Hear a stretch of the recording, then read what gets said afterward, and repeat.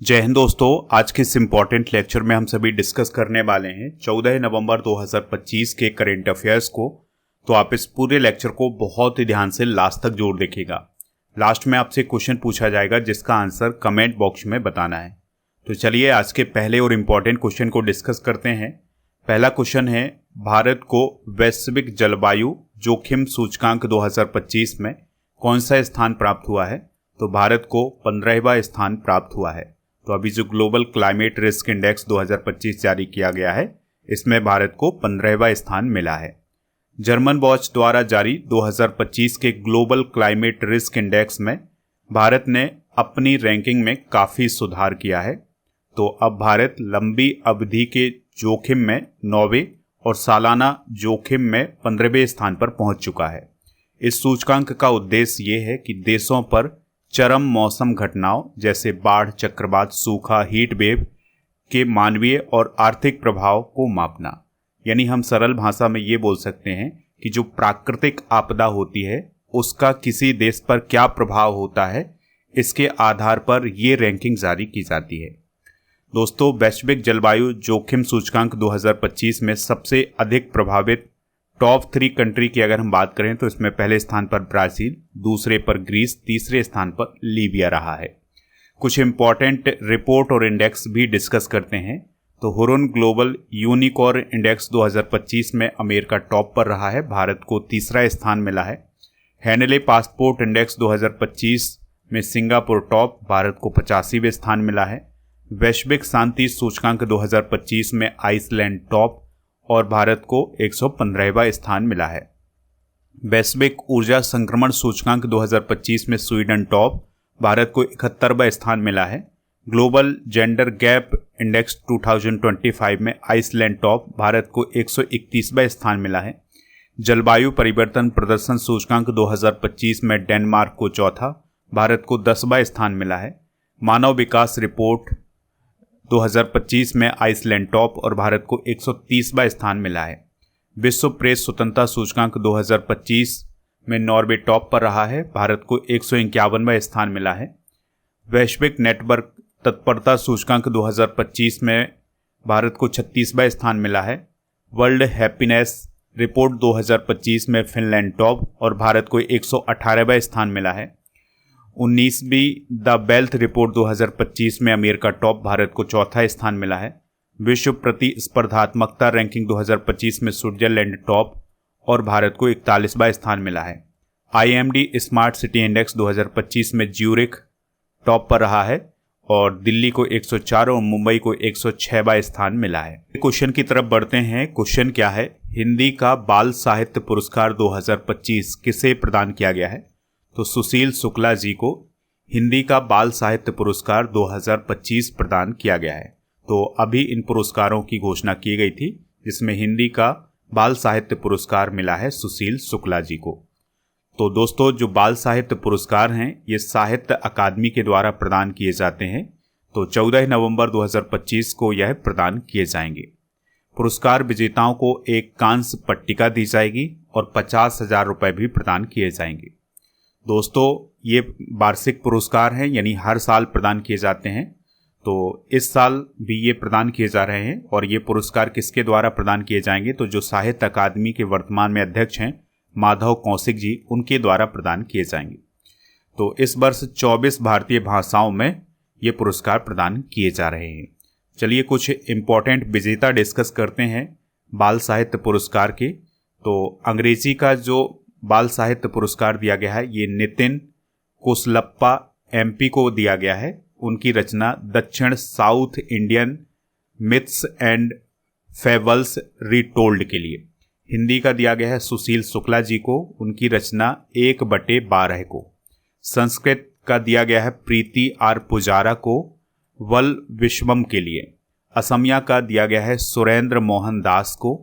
बंगाली का दिया गया है त्रिदीप कुमार चट्टोपाध्याय को। गुजराती का कीर्तिदा ब्रह्मभट्ट को। मैथिली का मुन्नी कामत को। तमिल का दिया गया है विष्णुपुरम सर्बानंद को। राजस्थानी का दिया गया है भोगीलाल पाटीदार को। और तेलुगु का दिया गया है गंगी सेट्टी शिव कुमार को। और पंजाबी का दिया गया है पाली खादिम को। तो दोस्तों ये कुछ प्रमुख बाल साहित्य पुरस्कार विजेता हैं, इनको आप नोट कर। नेक्स्ट क्वेश्चन है, प्रोजेक्ट चीता के अंतर्गत बोत्सवाना ने भारत को कितने चीते सौंपे हैं? तो 8 चीते सौंपे हैं। तो दोस्तों बोत्सवाना से 8 चीते भारत लाए जा रहे हैं। तो अभी बोत्सवाना देश ने भारत को 8 चीते सौंपे हैं। अभी हालांकि ये भारत नहीं पहुंचे हैं, लेकिन प्रतीकात्मक रूप से बोत्सवाना ने भारत को 8 चीते सौंप दिए हैं। अभी आपको पता ही है कि जो हमारे देश की राष्ट्रपति जी हैं द्रौपदी मुर्मू जी, ये अंगोला और बोत्सवाना देश की यात्रा पर गई थी। तो जब उन्होंने बोत्सवाना देश की यात्रा की तो ये प्रतीकात्मक रूप से 8 चीते भारत को सौंप दिए गए हैं। ठीक है, एक समारोह आयोजित किया गया था गैबरोन के पास मोकोलोडी नेचर रिजर्व में, जिसमें राष्ट्रपति द्रौपदी मुर्मू जी और बोत्सवाना के राष्ट्रपति डूमा बोको भी शामिल थे। इसी समारोह के दौरान ये 8 चीते प्रतीकात्मक रूप से भारत को सौंप दिए गए हैं। अभी ये चीते क्वारंटीन में रखे गए हैं, फिर इनको भारत लाया जाएगा। इससे पहले भारत ने 2022 में नामीबिया से 8 चीते और 2023 में साउथ अफ्रीका से 12 चीते प्राप्त किए थे। दोस्तों प्रोजेक्ट चीता के तहत भारत में चीता के 3 आवास हैं। तो पहला आवास है कुनो नेशनल पार्क, जो कि मध्य प्रदेश के श्योपुर और मुरैना में है। दूसरा आवास है गांधी सागर अभ्यारण्य, जो कि मंदसौर और नीमच में है, ये भी मध्य प्रदेश में है। और तीसरा अभी अभी बना है नौरादेही अभ्यारण्य, जो कि सागर और दमोह में है। तो ये भी मध्य प्रदेश में है। ठीक है, आपको याद रखना है कि 17 सितंबर 2022 को प्रधानमंत्री नरेंद्र मोदी जी ने कुनो नेशनल पार्क मध्य प्रदेश में प्रोजेक्ट चीता की शुरुआत की थी। ठीक है, तो नामीबिया से 8 आए थे 2022 में, साउथ अफ्रीका से आए थे 12, 2023 में बोत्सवाना से 8 आ रहे हैं। दिसंबर तक ये भारत आ जाएंगे। अगला क्वेश्चन है, भारत सरकार ने किस समुदाय के पारंपरिक संगीत वाद्य यंत्रों को जीआई टैग प्रदान किया है? आंसर हो जाएगा लेप्चा। तो दोस्तों भारत सरकार ने सिक्किम के पारंपरिक लेप्चा संगीत वाद्य यंत्रों को अभी हाल ही में जीआई टैग प्रदान किया गया है। तो जो लेप्चा संगीत वाद्य यंत्र हैं, इसमें 2 प्रमुख वाद्य यंत्र हैं जिनको जीआई टैग प्रदान किया गया है। तो इसमें पहला नाम है तुंगबुक का। यह एक 3 तार वाला वाद्य यंत्र है जो लेप्चा लोक संगीत का हिस्सा है। और दूसरा वाद्य यंत्र है पोमतोंग पुलित का। यह एक बांस से बनी बांसुरी है जिसका सांस्कृतिक और आध्यात्मिक महत्व है। तो इन दोनों को जीआई टैग प्रदान किया गया है। दोनों वाद्य यंत्र लेप्चा समुदाय की परंपरा और लोक संगीत से गहराई से जुड़े हुए हैं। देखिए जीआई टैग के बारे में डिस्कशन करते हैं। तो जीआई टैग का फुल फॉर्म होता है geographical indication tag. GI tag किसी प्रोडक्ट को दिया जाता है जो किसी खास भौगोलिक क्षेत्र से जुड़ा होता है, यानी कि जीआई टैग उसी प्रोडक्ट को दिया जाता है जिसकी कोई खास पहचान होती है किसी स्थान को लेकर। उत्तर प्रदेश भारत का सबसे अधिक जीआई टैग वाला राज्य है और वाराणसी भारत का सबसे अधिक जीआई टैग वाला शहर है। कुछ इंपॉर्टेंट जीआई टैग डिस्कस करते हैं। तो अजरक प्रिंट जो कि गुजरात से संबंधित है, इसे जीआई टैग दिया गया है। सांजी क्राफ्ट मथुरा, जनजातीय पोशाक रिगनाई पचरा ये त्रिपुरा से संबंधित है। बांसुरी पीलीभीत से, गोंड पेंटिंग मध्य प्रदेश से, तिरंगा बर्फी वाराणसी से, माजुली मुखौटे एवं पांडुलिपि पेंटिंग ये असम से, आदिवासी पोशाक रिस्सा त्रिपुरा से, सिल्वर फिलिग्री या चांदी तारकसी ओडिशा से और कच्ची खरेक जो कि एक खजूर है ये गुजरात से संबंधित हैं। तो इन सभी को कुछ समय पहले जीआई टैग दिया जा चुका है। अगला क्वेश्चन है, भारत नेट योजना को पूरे राज्य में लागू करने वाला पहला राज्य कौन बना है? आंसर हो जाएगा पंजाब। तो दोस्तों पंजाब देश का पहला ऐसा राज्य बन गया है जिसने भारत नेट योजना को पूरे राज्य में सफलतापूर्वक लागू किया है। तो इस योजना के माध्यम से जो पंजाब के 43 ब्लॉक्स हैं इसमें हाई स्पीड इंटरनेट पहुंच चुका है। नवंबर 2025 के अंत तक हर गांव को डिजिटल इंडिया से जोड़ा जाएगा। भारत नेट योजना की अगर हम बात करें तो इसका उद्देश्य है हर ग्राम पंचायत तक ब्रॉडबैंड इंटरनेट पहुंचाना। देखिए जो भारत नेट योजना है इसके माध्यम से अब पंजाब में क्या होगा कि इंटरनेट गांव-गांव तक पहुंच जाएगा, जिससे digital education, health, e governance और ग्रामीण विकास को बढ़ावा मिलेगा। भारत में प्रथम डिस्कस करते हैं, कुछ प्रथम घटनाएं देखते हैं। तो स्वयं सहायता समूह के लिए पहचान पत्र जारी करने वाला पहला राज्य कौन बना है? तमिलनाडु। दुनिया का पहला AI जनरेटेड जीनोम एक वायरस को किसने बनाया है? स्टैनफोर्ड यूनिवर्सिटी और आर्क इंस्टीट्यूट अमेरिका ने। एशिया का पहला महिला कैंसर उपचार केंद्र अपोलो एथेन कहाँ पर खोला गया है? नई दिल्ली में। बिहार की पहली महिला फिडे मास्टर कौन बनी है? Maryam Fatima. Da Vinci robotic system पर प्रशिक्षण देने वाला पहला सरकारी मेडिकल कॉलेज कौन बना है? एम्स दिल्ली। दुनिया का पहला AI जनरेटेड मंत्री डेला को किसने नियुक्त किया है? अल्बानिया देश ने। दुनिया का पहला डिजिटल आदिवासी विश्वविद्यालय लॉन्च हुआ है नई दिल्ली में। उल्लास कार्यक्रम के तहत भारत का चौथा पूर्ण साक्षर राज्य कौन बना है? हिमाचल प्रदेश। इसके अलावा फिलिस्तीन को मान्यता देने वाला पहला G7 देश कौन बना है? फ्रांस। भारत के पहले AI संचालित जनजातीय भाषा अनुवादक का नाम क्या है? आदि बाणी। भारत का पहला पूर्ण डिजिटल साक्षर राज्य कौन बना है? केरल। भारत की पहली AI पावर्ड आंगनबाड़ी की शुरुआत कहाँ हुई है? महाराष्ट्र। क्वेश्चन है, भारतीय हैमर थ्रोवर मंजू बाला पर कितने साल का प्रतिबंध लगाया गया है? आंसर हो जाएगा 5 साल का। तो भारतीय हैमर थ्रोवर मंजू बाला पर 5 साल का प्रतिबंध लगाया गया है। दोस्तों, अभी उनका डोपिंग टेस्ट हुआ था जो कि पॉजिटिव आया था। इसके बाद उन्हें राष्ट्रीय एंटी डोपिंग एजेंसी यानी नाडा ने 5 साल के लिए बैन कर दिया है। यानी उनका जो प्रतिबंध है ये जुलाई 2024 से जुलाई 2029 तक चलेगा। मंजू बाला ने 2014 एशियाई खेलों में ब्रॉन्ज मेडल हासिल किया था, ये बात भी आप याद रखिएगा। हाल ही में खिलाड़ियों पर लगाए गए प्रतिबंध डिस्कस करते हैं तो भारत के जेवलिन थ्रोवर शिवपाल सिंह पर 8 साल का बैन लगाया गया है। भारतीय धापिका अर्चना जाधव पर 4 साल का बैन लगाया गया है। बांग्लादेश की क्रिकेटर सोहेली अख्तर पर भ्रष्टाचार के आरोपों में बैन लगाया गया है। डोनाल्ड ट्रंप ने महिलाओं के खेल में ट्रांसजेंडर खिलाड़ियों पर प्रतिबंध लगाया है।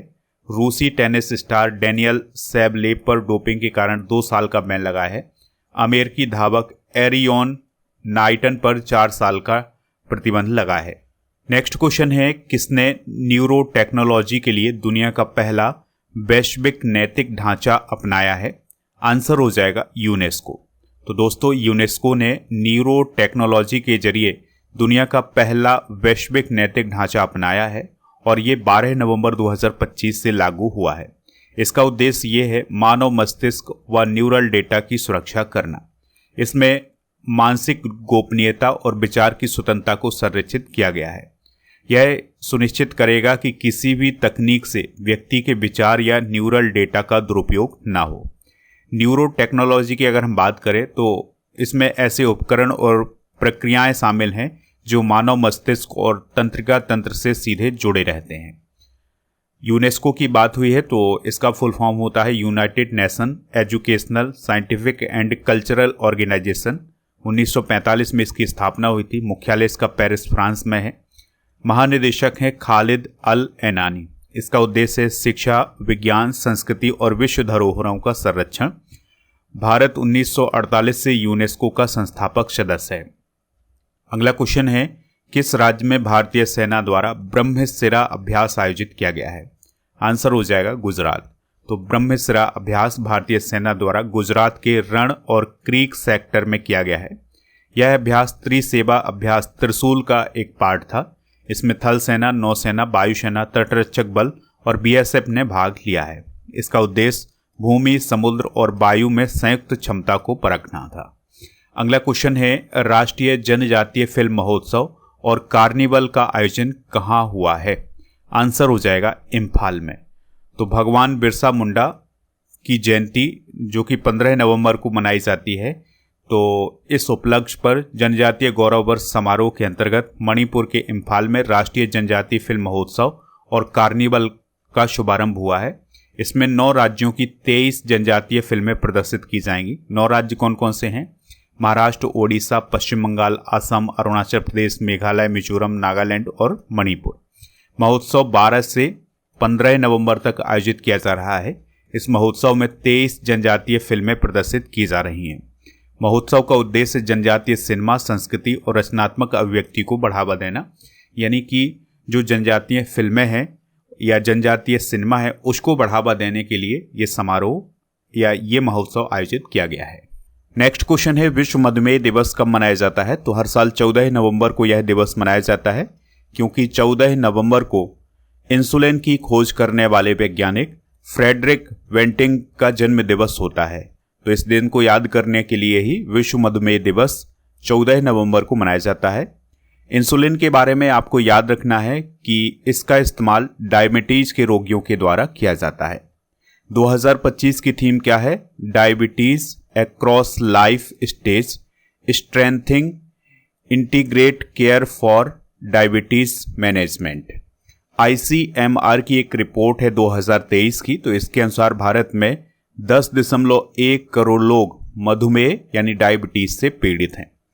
अब यहां पर दिवस की बात हुई है तो नवंबर माह के कुछ इंपॉर्टेंट डे एक बार डिस्कस कर लेते हैं। तो 3 नवंबर को अंतर्राष्ट्रीय जीव मंडल आरक्षित क्षेत्र दिवस, 7 नवंबर को राष्ट्रीय कैंसर जागरूकता दिवस, 9 नवंबर को उत्तराखंड का स्थापना दिवस, 11 नवंबर को राष्ट्रीय शिक्षा दिवस, 14 नवंबर को बाल दिवस और विश्व मधुमेह दिवस, 15 नवंबर को जनजातीय गौरव दिवस या बिरसा मुंडा जी की जयंती मनाई जाती है, 16 नवंबर को राष्ट्रीय प्रेस दिवस, 26 नवंबर को राष्ट्रीय संविधान दिवस, 27 नवंबर को राष्ट्रीय अंगदान दिवस मनाया जाता है।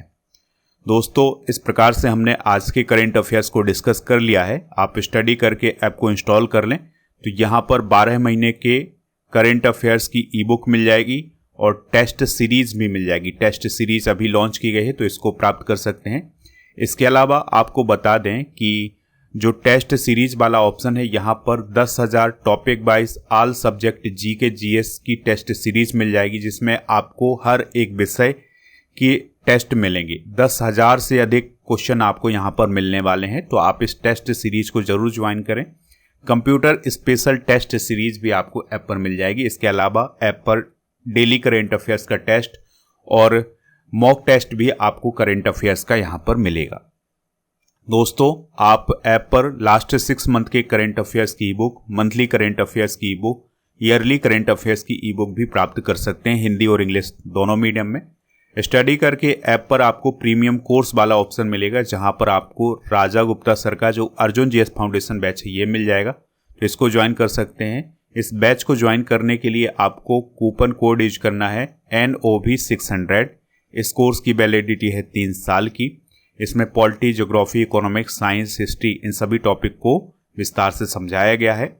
और दोस्तों, अगर आपको कोई दिक्कत परेशानी आती है इस कोर्स को लेने में तो आप इस नंबर पर भी संपर्क कर सकते हैं। मध्य प्रदेश पुलिस भर्ती आई है तो इसके लिए भी बैच लॉन्च किया गया है, तो इसको ज्वाइन कर ले। GK GS foundation complete online batch आपको ऐप पर ही मिलेगा। चलिए कल के करेंट अफेयर्स को एक बार रिवाइज करते हैं। 6वें राष्ट्रीय जल पुरस्कारों में श्रेष्ठ राज्य श्रेणी में पहला स्थान किसे मिला है? Maharashtra. ICC player of the month कौन बने हैं? सेनुरन मुथुसामी। इसरो किस वर्ष तक मंगलयान 2 मिशन लॉन्च करेगा? 2030।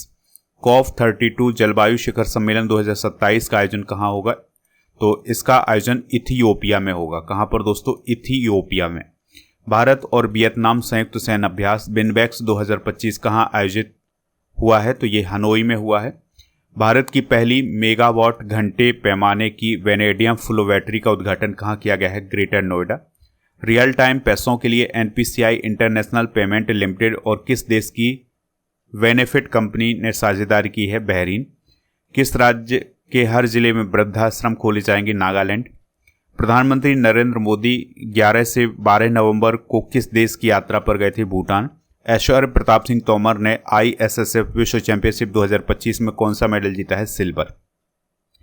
आज के जनरल नॉलेज के पिटारे में भारतीय सेना में जो इन्फेंट्री रेजिमेंट होती हैं उनको देखते हैं कि ये कहाँ पर स्थित हैं। जैसे पैरासूट रेजिमेंट बेंगलुरु कर्नाटका में है, पंजाब रेजिमेंट रामगढ़ छावनी झारखंड में, Madras regiment Wellington Tamil Nadu, Rajputana rifles Delhi छावनी में है, राजपूत रेजिमेंट फतेहगढ़ उत्तर प्रदेश में, जाट रेजिमेंट बरेली उत्तर प्रदेश में, सिख रेजिमेंट रामगढ़ छावनी में, नागा रेजिमेंट रानीखेत उत्तराखंड में, डोगरा रेजिमेंट फैजाबाद उत्तर प्रदेश में और गढ़वाल रेजिमेंट है लैंसडाउन में।